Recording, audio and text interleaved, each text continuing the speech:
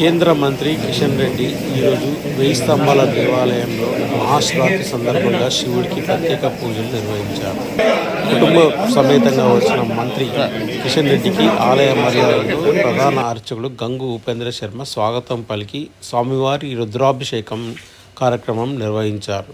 దీనికంటే ముందు ఇటీవల కొత్తగా నిర్వహించిన 1000 కాళ్ళ మండపాన్ని, కళ్యాణ మండపాన్ని కూడా ఉదయం 6 గంటల ప్రాంతాల్లో కేంద్ర మంత్రి కిషన్ రెడ్డి ప్రారంభించడం జరిగింది.